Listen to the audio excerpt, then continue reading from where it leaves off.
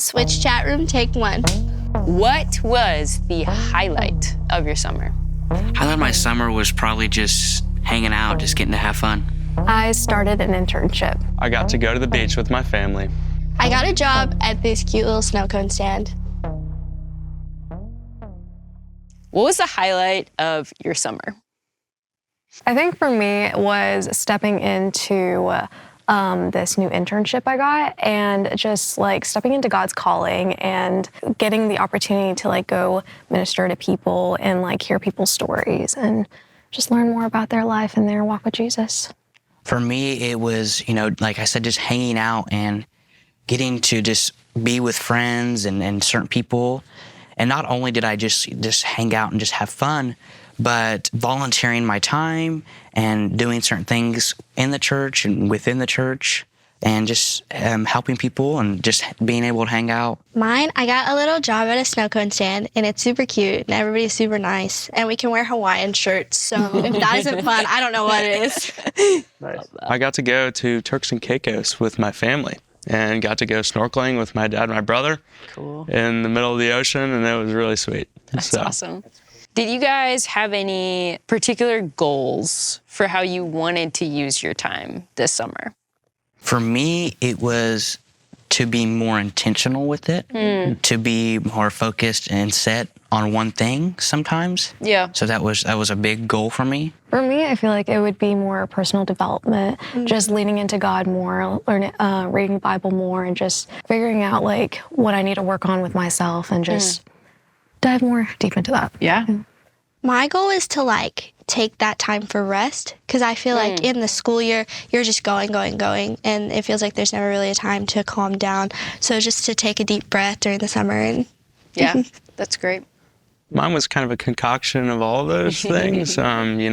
I think like this stage of life, it is really important to just like enjoy life and even have some fun. But like also, working a job and even like within personal development, it is important to kind of figure out what your next steps are and stuff. So there was kind of a merge of a lot of those things. Yeah, lots of different goals. Those are all really good, y'all. Did pursuing that goal go how you expected it to go? How did it go well? How did you kind of miss it? For me, being intentional with my time, when I prayed about it before we started summer, I was like, man, that's going to be the easiest thing to do, and I'm going to crush this goal.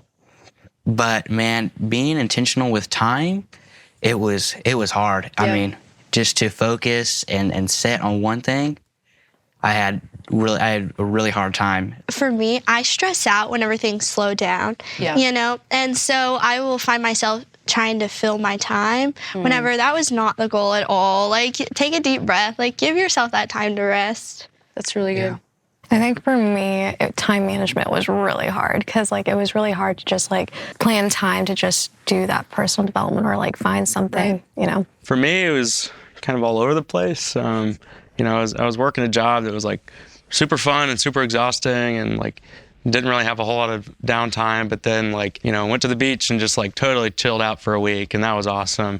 So it was just like pretty inconsistent, which was kind of hard. But, yeah. So for you guys, when maybe you encountered something you didn't expect or you had a change in plans, how did you notice yourself like initially reacting? For me, big thing I did, I just kind of slowed down and just stopped. Because as humans, we have a goal, we have something set in mind that we need to do or want to do, and sometimes you may fall short of time, or sometimes you may be ahead, and you're constantly going. And that was how it was for me with just that time management and being centered and focused on where I am at right now. And sometimes I would either get ahead of myself or I would fall behind and I would start to stress. And the first thing I did was just slow down. And told myself that you have to slow down because the day's not over yet, and you just got to slow down, and you're going to get there. That's good, man. I love that self-talk. I mean, you said you coached yourself through it a little bit, but when you're encountering that moment where you have the opportunity to either freak out because you're overwhelmed by all the things that are still left on your to-do list, or pause, take a deep breath, how did you kind of help yourself make the right decision in that moment? At first, I kind of just shut down really. Wasn't really healthy at all at, you know, in any way. And I just kind of stopped, you know, at everything. Yeah. But as time went on, I just took a deep breath. I just slowed down and I took a deep breath and I told myself, Adrian, it's going to be good. It's going to be okay. And you're going to make it through. Yeah. For me, instead of slowing down, I panic. But after I kind of freak out initially, I tend to slow down too, take a deep breath and like look at everything. See like how can we get this back on track? That's good. For me, like a lot of the time I like try to be pretty go with the flow. There definitely can be times that like I'm getting overwhelmed or even like a little overworked and just kind of pushed away, and I'm like, no, I'm fine. But there were just like circumstances that I'd never been in before, or like I was interacting with people I'd never really interacted with, and it was just really challenging with like so many changing variables and stuff, and to like act like, oh yeah, like everything's great and, you know, cool, and but like in the inside it was definitely tough, just with all the changing things going on. So to add on that, like as fully devoted followers of Christ, or even upcoming followers of Christ, or in that walk or in that season of life, we just have to remember that it's not on our time, and it's all on Him, and it's according to His plan. And I think that's a big thing that we have to remember, that those goals that are set on mine, it's His timing. It's not ours. It's good. So did you guys learn anything this summer, or start any habits this summer, or maybe relationships that you want to continue moving forward into the next season? For the roles that I've stepped in, I've made a lot of new friends, and I really want to try and grow on those, because I feel like a lot of the time my summer relationships would stay my summer relationships, and I feel like it's important to like grow with the people that are around you. That's so good. Yeah. for me, I don't know. I think the biggest thing that really just saw a radical change in my life was just like my prayer life. Just got to start experiencing talking to the Lord, not like a transactional thing, but more so like just talking to one of my friends, or, you know, like my brother or something. So I don't know, it was just really cool to see that. You used the word transactional. Can you like describe maybe in greater detail what changed about the way you used to pray to how you pray now? Yeah, growing up, I would think about prayers like when stuff's hitting the fan and you know, life's like, oh my gosh, what's going on? You're like, all right, this is when you pray, and it's like, all right, God, like here's all my stuff, and please fix it. And I don't know, I think like God wants to be closer than that. Come on. And when stuff's like super average or really great or even really bad, I don't know, it seems just a lot more relational. For me, man, it was reading the physical Bible.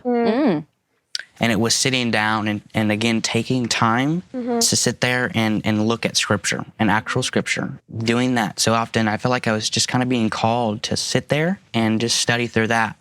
You know, maybe, you know, put a tab in a page or highlight something. And I felt like that was something I was called to do, and it was an amazing experience because I felt like I was connected more. For you guys who you've identified these habits or relationships, things that you want to continue moving forward, the big question is how? How are you going to do it?